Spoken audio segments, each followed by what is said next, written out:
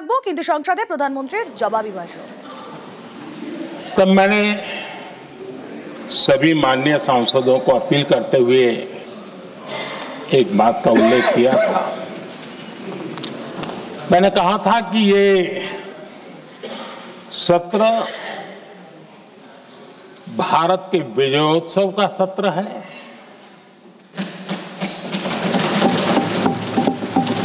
संसद का ये सत्र भारत के गौरवगान का सत्र है।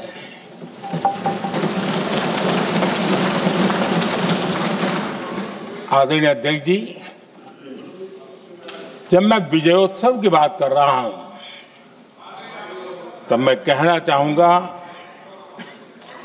कि ये विजयोत्सव आतंकी हेडक्वार्टर्स को मिट्टी में मिलाने का है।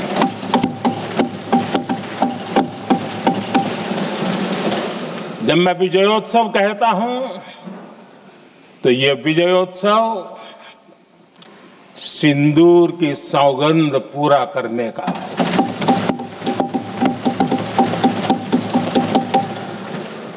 मैं जब ये विजयोत्सव कहता हूं तो ये भारत की सेना के शौर्य और सामर्थ्य का विजय गाथा कह रहा है।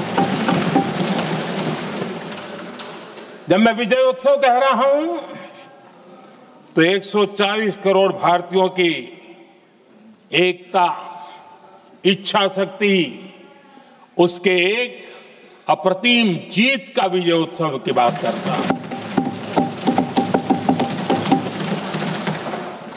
आदरणीय अध्यक्ष जी,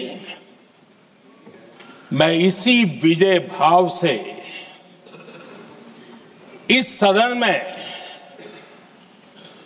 भारत का पक्ष रखने के लिए खड़ा हुआ।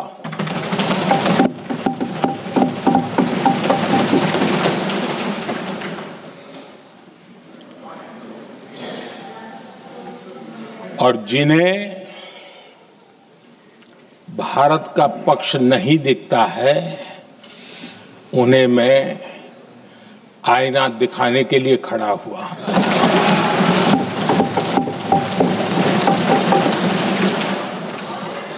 आदरणीय अध्यक्ष जी, मैं 140 करोड़ देशवासियों की भावनाओं में अपना स्वर मिलाने के लिए उपस्थित हुआ हूं।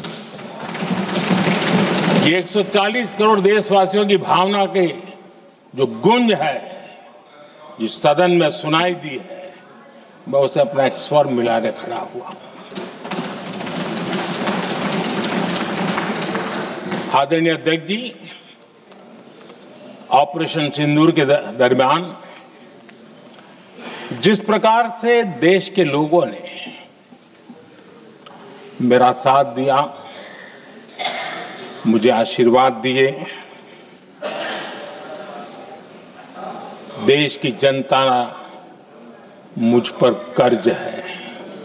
मैं देशवासियों का आभार व्यक्त करता हूं। मैं देशवासियों का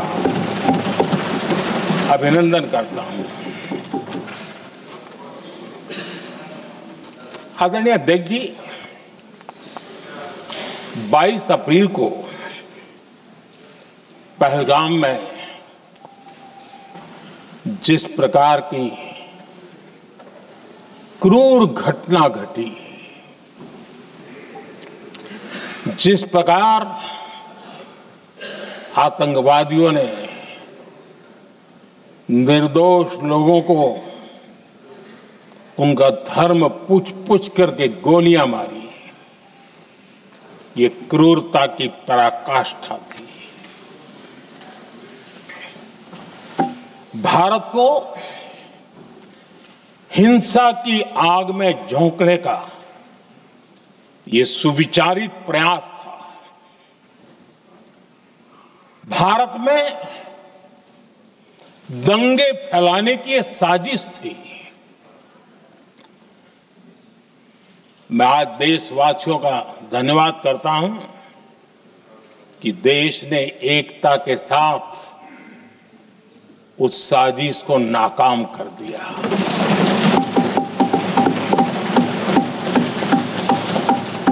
आदरणीय अध्यक्ष जी, 22 अप्रैल के बाद मैंने एक सार्वजनिक रूप से और विश्व को समझ में आए इसलिए कुछ अंग्रेजी में भी वाक्यों का प्रयोग किया था और मैंने कहा था कि हमारा संकल्प है, हम आतंकियों को मिट्टी में मिला देंगे।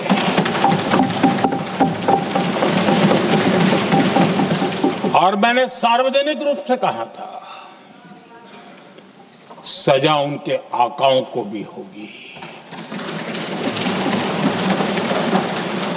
और कल्पना से भी बड़ी सजा मिलेगी।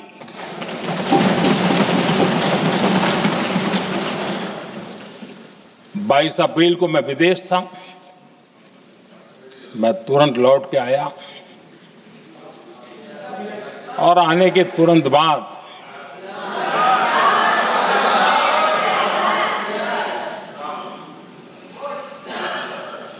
मैंने एक बैठक बुलाई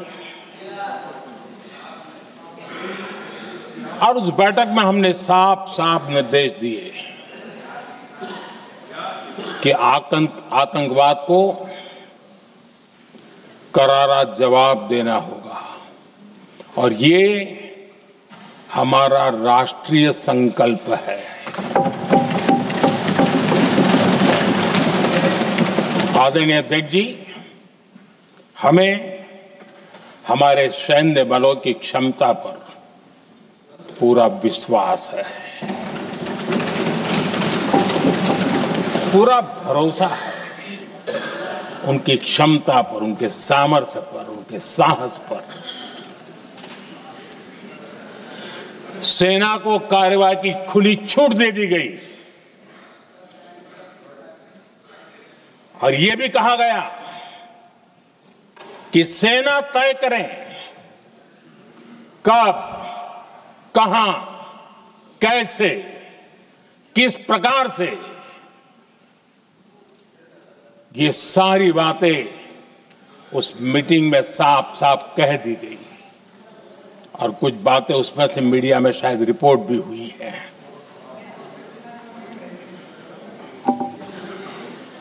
हमें गर्व है, आतंकियों को वो सजा दी और सजा ऐसी है कि आज भी आतंक के उन आकाओं की नींद उड़ी हुई है।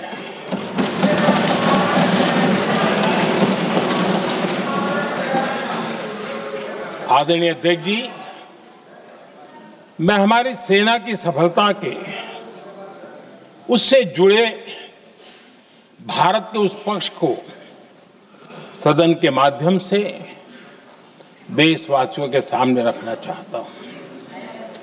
पहला पक्ष, पहलगाम हमले के बाद से ही पाकिस्तानी सेना को अंदाजा लग चुका था कि भारत कोई बड़ी कार्रवाई करेगा। उनके तरफ से न्यूक्लियर की धमकियों के भी बयान आना शुरू हो चुके थे। भारत ने 6 मई रात और 7 मई सुबह जैसा तय किया था वैसी कार्रवाई की और पाकिस्तान कुछ नहीं कर पाया। 22 मिनट में 22 अप्रैल का बदला निर्धारित लक्ष्य के साथ हमारी सेना ने ले लिया। दूसरा पक्ष